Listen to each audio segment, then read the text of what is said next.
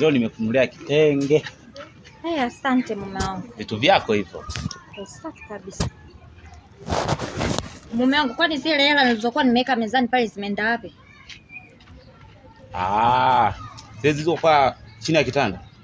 Mezani chini ya kitanda wapi wewe? Mezani. Ile hela nimechukua asubuhi, nimeenda kuongezea nimekununulia kitenge.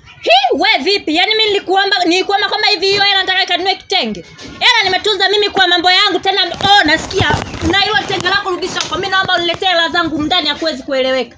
Hivyo mwanamke umechanganyikiwa, si ndio? Yaani ndo atakuwa moyo kabisa kichaa. Nakwambia wewe, mimi hela nilikwambia kama na mpango wa kununua kitenge. Kwa hiyo unanipandishia, si ndio? Wewe mara ngapi naacha hela zangu natumia? Nishakwambia kuhusu hela zangu. Huo ni wajibu wako. Sio. Wewe ndo mume wangu. Unatakiwa univishe, unilishe. Haya, hizo hela mimi nilizokuwa nimeweka hapo, nimekwambia kama mimi na mpango kununua matenge. Haki ya Mungu na hamu ya kuvunjwa kiuno, si ndio?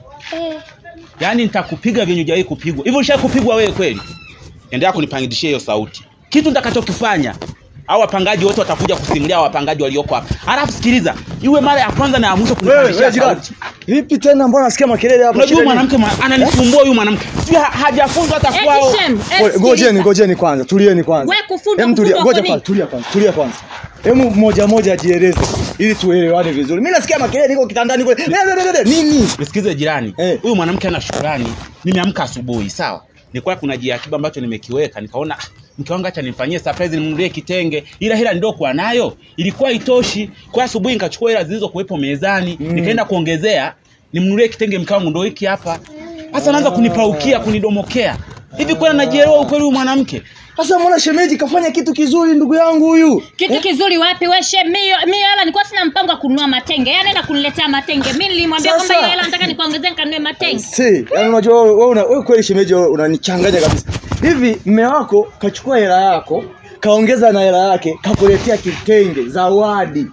Mimi nikajua labda akachukua hela kaenda kunywea pombe, labda akachukua hela kaenda kuonga, kumbe kakuletea zawadi. Na unapiga kelele.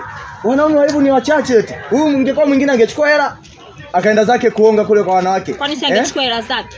Sasa si ndo kaongezea shemeji bwana, usiwe hivyo na wewe bwana, kafanya kitu kizuri. Hongera sana, umefanya kitu kizuri. Chukua bwana kitenge. Sikiliza. Kitenge samekizira. Shemeji yangu sio. Hiki kitenge utampa mama. Shemeji yako. Ona wewe mpuuzi nini? Yaani unatoa kitenge afu. Ona. Yaani na wewe una. Twende tu mama wangu.